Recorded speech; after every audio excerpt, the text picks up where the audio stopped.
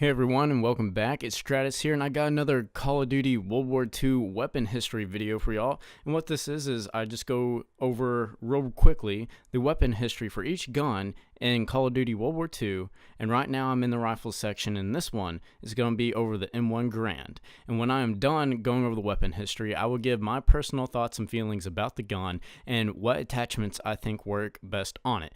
So let's jump into it. Okay, so the M1 Garand is a .30 caliber semi-automatic rifle that was a standard U.S. service rifle during World War II and the Korean War, and it also saw limited service during the Vietnam War as well. Most M1 rifles were issued to U.S. forces, though many of hundreds of thousands were also provided as foreign aid to American allies. The Garand is still used by drill teams and military honor guards. It's also widely used by civilians for hunting, target shooting, and as a military collectible. The M1 rifle was named after the Canadian-American designer John Garand. It is the first standard-issue semi-automatic military rifle. By all accounts, the M1 rifle served with distinction. General George S. Patton called it the greatest battle implement ever devised. The M1 replaced the bolt-action M1903 Springfield as a standard U.S. service rifle in the mid-1930s, and was itself replaced by the selective-fire M14 rifle in the late 1950s. Frequently referred to as the Garand or M1 Garand by civilians, the official designation when it was the issue rifle in the U.S. Army and the U.S. Marine Corps was U.S. Rifle, Caliber 30 M1 or just M1, and Garand was not mentioned. Alright, so here's some stuff about the service use of the M1 Garand. The M1 Garand was made in large numbers during World War II. Approximately 5.4 million were made. They were used by every branch of the United States military. By all accounts, the M1 rifle served with distinction. The impact of fast-firing infantry small arms in general soon stimulated both Allied and Axis forces to greatly increase their issue of semi- and fully automatic firearms then in production, as well as to develop new types of infantry firearms. Much of the M1 inventory in the post-World War II period underwent arsenal repair or rebuilding. While U.S. forces were still engaged in the Korean War, the Department of Defense determined a need for additional production of the Garand. Springfield Armory ramped up production, but 2 new contracts were awarded. During 1953 to 1956, M1s were produced by the International Harvester and Harrington and Richardson, in which the International Harvester alone produced a total of 337,623 M1 Garands. A final very small lot of M1s was produced by the Springfield Armory in early 1957, using finished components already at hand. Beretta also produced Garands using Winchester tooling. So here are some features of the M1 Garand.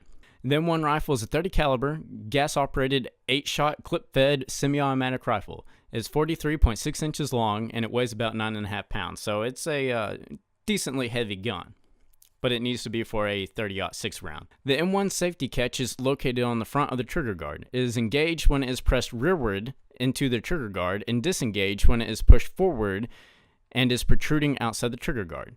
The M1 Garand was designed for simple assembly and disassembly to facilitate field maintenance. It can be field stripped or broken down without tools in just a few seconds.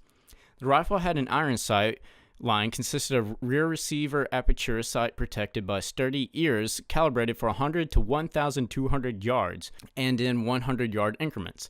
The bullet drop compensation was set by turning the range knob to the appropriate range setting. The bullet drop compensation range knob can be fine adjusted by setting the rear sight elevation pinion. The elevation pinion can be fine adjusted in approximately 1 MOA increments.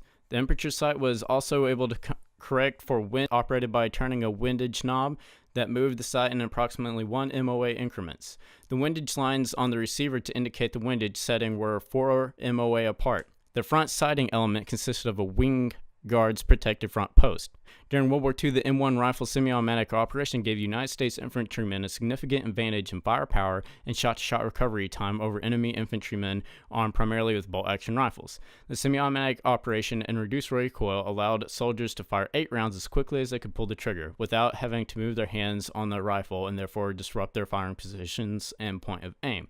The Garand's fire rate, in the hands of a trained soldier, averaged between 40 to 50 accurate shots per minute at a range of 300 yards. At ranges over 500 yards, a battlefield target is hard for the average rifleman to hit. Therefore, 500 yards is considered the maximum effective range, even though the rifle is accurate at much greater ranges. Now, I'm not going to talk too long about this, but the iconic magazine for the M1 Garand, it's called an N-block clip. The M1 rifle is fed by an in-block clip which holds 8 rounds of 30-06 Springfield ammunition. When the last cartridge is fired, the rifle ejects the clip and locks the bolt open. The M1 is now ready to reload. Once the clip is inserted, the bolt snaps forward on its own as soon as thumb pressure is released from the top round of the clip, chambering around and leaving it ready to fire. Although it's not absolutely necessary, the preferred method is to place the back of the right hand against the operating round handle and press the clip home with the right thumb. This releases the bolt, but the hand restrains the bolt from slamming closed on the operator's thumb, resulting in one thumb. Because if you've ever seen them just loading that clip in there, you're like, man, does that slide not just hit their thumbs? But no, they're holding the bolt back with the side of their hand when they push in that clip. This also gives it that iconic ding when it shoots out that you hear in all of the Call of Duties and movies and everything like that. Here it goes. Ain't that cool or what? So that's just a little bit of background history. As I'm going to show you right here, there were a couple of other variants of the M1, mostly sniper variants. I'm kind of surprised that they didn't include that in the game. Maybe Battlefield will if they make another World War II game here in the next couple years or something. To cap it off from my last video, which was about the M1941 Johnson rifle or LMG, which you can watch by clicking on the link in the upper right hand corner. I also talked about countries that had also used the weapon.